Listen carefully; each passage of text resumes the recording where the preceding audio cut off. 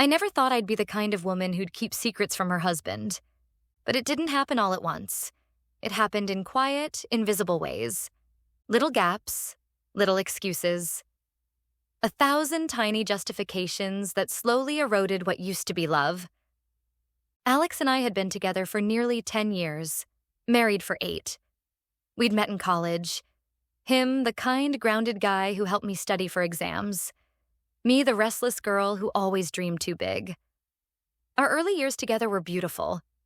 Road trips, staying up until sunrise talking about nothing, feeling like the world existed only for us. But time changes people. And I think in some ways we let that happen without realizing it. When Alex got promoted at work, everything shifted. He started traveling. Short business trips at first, then longer ones. I told myself I was proud of him, that the distance was just temporary. But each time he left, the house felt a little emptier. At first, I'd keep busy, calling friends, watching shows, doing anything to fill the silence. But then the loneliness crept in. Not the kind that comes from being alone, but the kind that comes from being unseen. He'd text me goodnight, send the occasional love you, but something about those words started feeling mechanical. I wanted connection. I wanted someone to listen when I talked. Someone who'd ask questions that meant something. It started one night in the simplest way. I couldn't sleep. I was scrolling on my phone when I saw an ad for an anonymous chat app. It wasn't a dating site, not really. Just a place where people could talk about life, vent, share stories. I downloaded it without thinking much. That's where I met Evan. It was a random match. Or maybe fate, I don't know. He said he was a freelance writer who worked odd hours. He asked me what I was doing awake at 2 a.m., and for some reason, I told him the truth. That I was just lonely. His reply was simple. I get that. That's all it took. A simple understanding. And just like that, a door opened. We talked for hours that night. About books, music, work, the weirdness of life. He was funny, articulate, thoughtful in ways Alex hadn't been in years. He seemed to remember everything I said. Details about my favorite songs, about how I liked my coffee, even about the dog we'd lost 2 years ago. It felt harmless at first. Just talking. Just friendship. But soon, those chats became my oxygen. I'd wake up thinking about him. I'd stay up late waiting for his messages. When Alex called from his hotel, I'd answer with that distracted tone, already thinking about how soon I could hang up and go back to Evan. It's pathetic now, looking back, how quickly I slipped into it. It wasn't physical, so I told myself it wasn't real cheating. But deep down, I knew I was building something I couldn't explain, something built entirely on lies. When Alex got home from trips, I started hiding my phone. I'd delete conversations, turn off notifications, even install a second messaging app disguised as a calendar. It was thrilling in a twisted way, like I was living a secret life no one knew about. I began dressing differently, wearing perfume again, taking care of myself like I hadn't in years. Alex thought maybe I was doing it for him, that I was rekindling something between us. I let him believe that. The guilt would flare up, but the high from those late-night talks would drown it out. Evan made me feel alive. He listened. He laughed at my jokes. He said things like, I wish I could hold you right now. And even though I knew how wrong it was, I didn't stop him. I told myself I needed it.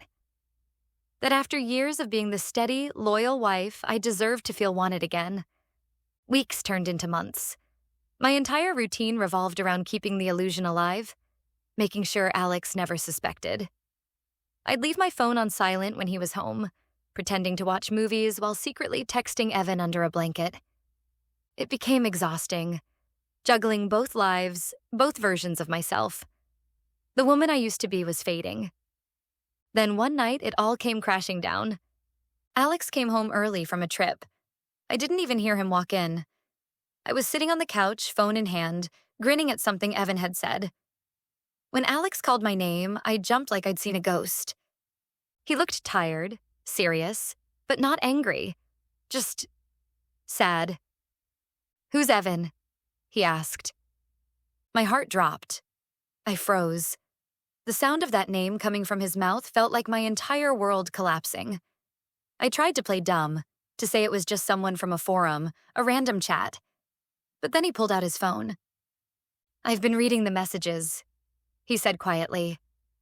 For a moment, I couldn't even breathe. "How?" "I know about the app," he said.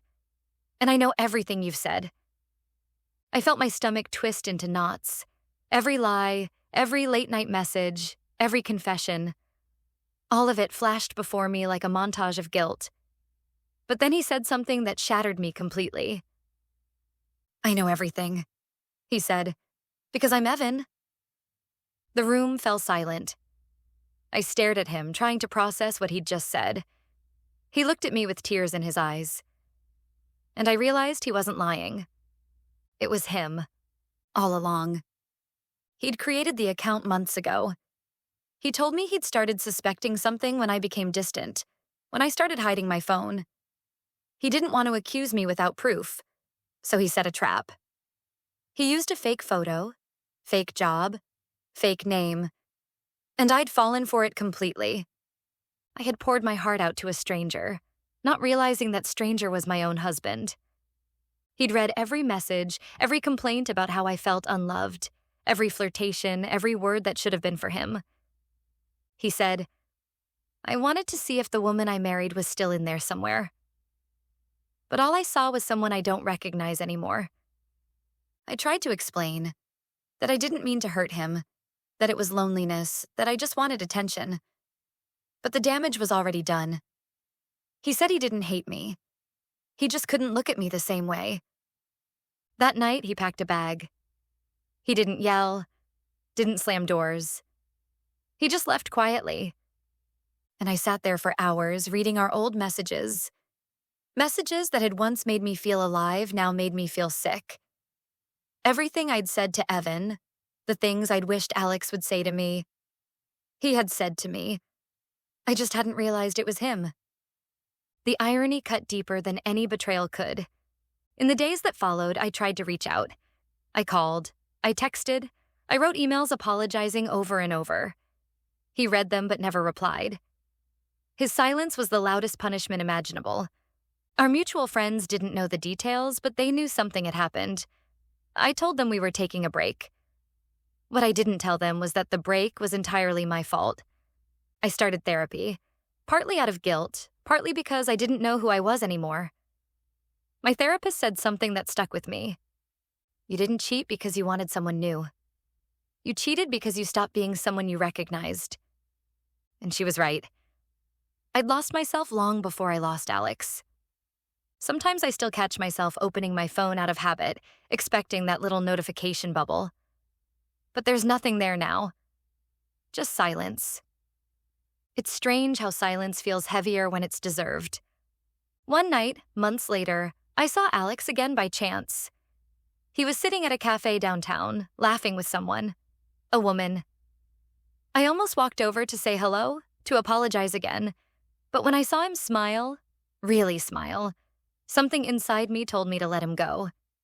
He looked peaceful in a way he hadn't in years, and I realized then that the best apology I could give was to disappear quietly, to let him live free of the weight I'd put on him. I deleted the chat app that night, permanently.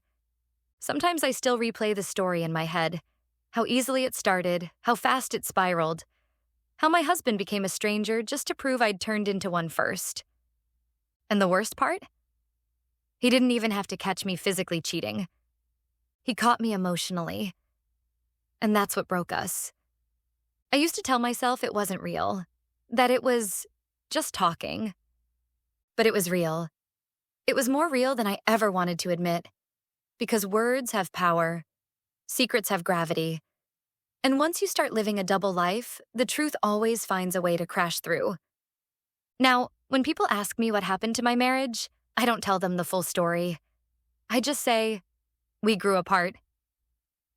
But the truth? I grew into someone I couldn't face in the mirror. Because I didn't lose Alex to another woman. I lost him to me.